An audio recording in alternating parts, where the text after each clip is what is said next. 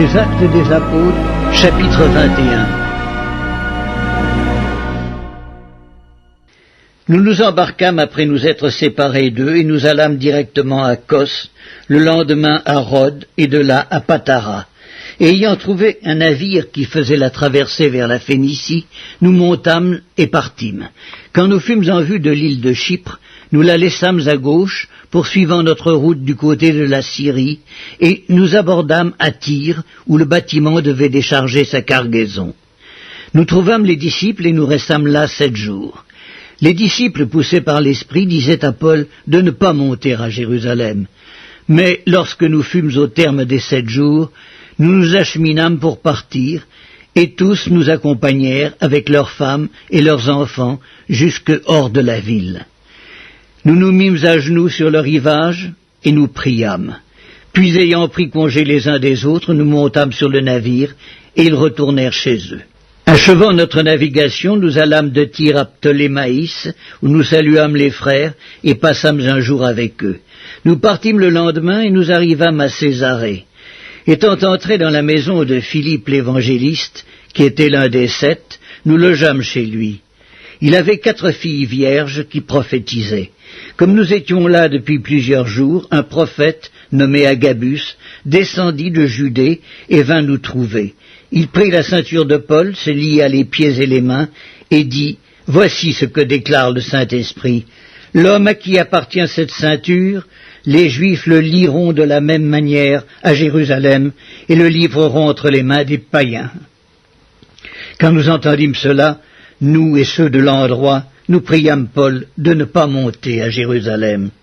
Alors il répondit, « Que faites-vous en pleurant et en me brisant le cœur? Je suis prêt non seulement à être lié, mais encore à mourir à Jérusalem pour le nom du Seigneur Jésus. » Comme il ne se laissait pas persuader, nous n'insistâmes pas et nous dîmes que la volonté du Seigneur se fasse. Après ces jours-là, nous fîmes nos préparatifs et nous montâmes à Jérusalem. Quelques disciples de Césarée vinrent aussi avec nous et nous conduisirent chez un nommé Mnasson de l'île de Chypre, ancien disciple, chez qui nous devions loger. Lorsque nous arrivâmes à Jérusalem, les frères nous reçûmes avec joie. Le lendemain, Paul se rendit avec nous chez Jacques, et tous les anciens s'y réunirent. Après les avoir salués, il raconta en détail ce que Dieu avait fait au milieu des païens par son ministère. Quand ils l'eurent entendu, ils glorifièrent Dieu. Puis ils lui dirent, « Tu vois, frère, combien de milliers de Juifs ont cru, et tous sont zélés pour la loi. Or, ils ont appris que tu enseignes à tous les Juifs qui sont parmi les païens à renoncer à Moïse, leur disant de ne pas circoncire les enfants et de ne pas se conformer aux coutumes. Que faire donc? Sans aucun doute la multitude se rassemblera, car on saura que tu es venu.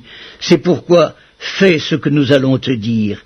Il y a parmi nous 4 hommes qui ont fait un vœu, prends-les avec toi, purifie-toi avec eux, et pourvois à leurs dépenses, afin qu'ils se rasent la tête.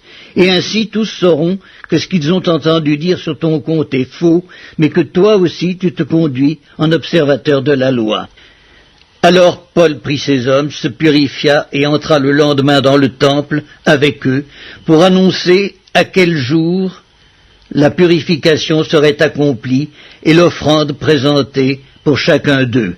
Sur la fin des 7 jours, les Juifs d'Asie, ayant vu Paul dans le temple, soulevèrent toute la foule et mirent les mains sur lui en criant « Hommes israélites, au secours, voici l'homme qui prêche partout et à tout le monde contre le peuple, contre la loi et contre ce lieu. Il a même introduit des Grecs dans le temple et a profané ce saint lieu. » Car ils avaient vu auparavant Trophime d'Éphèse avec lui dans la ville, et ils croyaient que Paul l'avait fait entrer dans le temple. Toute la ville fut émue et le peuple accourut de toutes parts. Ils se saisirent de Paul et le traînèrent hors du temple, dont les portes furent aussitôt fermées.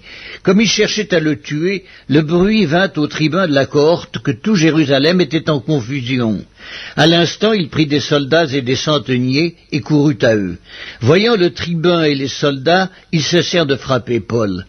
Alors le tribun s'approcha, se saisit de lui et le fit lier de 2 chaînes. Puis il demanda qui il était et ce qu'il avait fait. Mais dans la foule, les uns criaient d'une manière, des autres d'une autre, ne pouvant donc rien apprendre de certains, à cause du tumulte, il ordonna de le mener dans la forteresse. Lorsque Paul fut sur les degrés, il dut être porté par les soldats à cause de la violence de la foule, car la multitude du peuple suivait en criant « Fais-le mourir !»